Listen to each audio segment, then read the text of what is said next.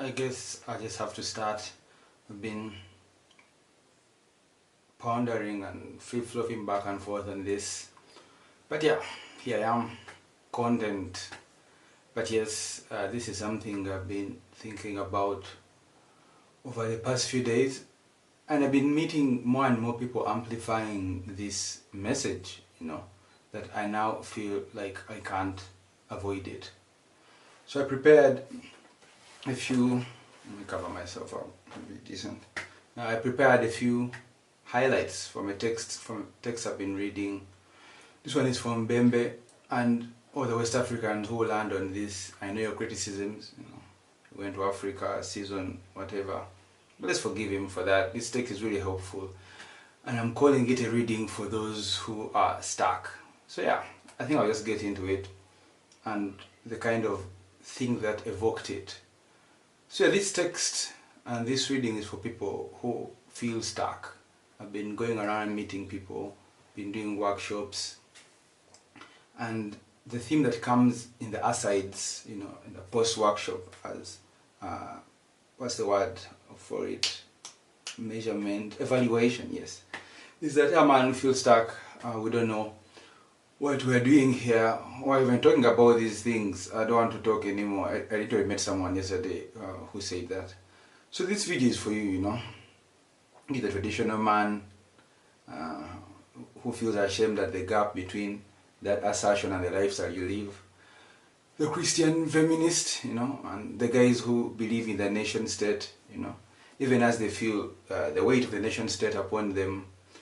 So we're stuck in these binaries, in these idioms. They have exhausted our art and our arguments. And I believe it is because we lack the language to think outside of them.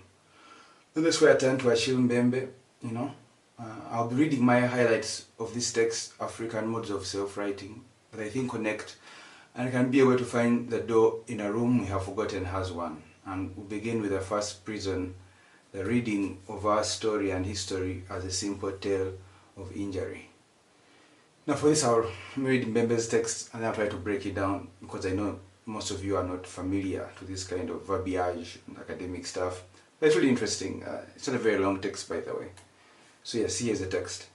The effort to determine the conditions under which the African subject could attain full selfhood soon encountered historicist thinking in two forms that led it into a dead end. The first of these is what might be termed Afro-radicalism, with this baggage of instrumentalism and political opportunism. Politics is conceived of as a sacrificial process. Fundamental to both currents of thought are three historical events: slavery, colonization, and apartheid. The second canonical meaning had to do with property. According to the dominant narrative, the three events have led to dispossession, followed by a unique experience of subjection, why am I stammering, which resulted in a state of maximal exteriority, estrangement, and deracination. So yeah, that's a bit of a word salad. But yes, this state of maximal exteriority is the logic that underpins the post-colonial nation state. It's the thinking that our problems, corruption, poverty, violence, are a result of an outside force, the maximal exteriority. In Uganda, you have the classic argument whenever the government faces criticism from people, protests, whatever. We saw it during the past year when these things spiked up from the imperialists, the homosexuals. And as far as the imperialists are concerned, that narrative is true, but it is not the whole truth. And when it is by force and violence made the only truth, it demands that we, the citizens, become sacrificial offerings for the abstract idea of sovereignty. And that was the whole thing of Mwenda, saying, let us solve our issues, You can't say they were torturing guys because you're imperialists. And that's the whole thing of asking us now to become sacrificial lambs for this process we don't know when it will end, of liberating ourselves. But for artists then, our art becomes a performance of protest. Our politics are a perpetual pointing outward, we're always pointing outward politically.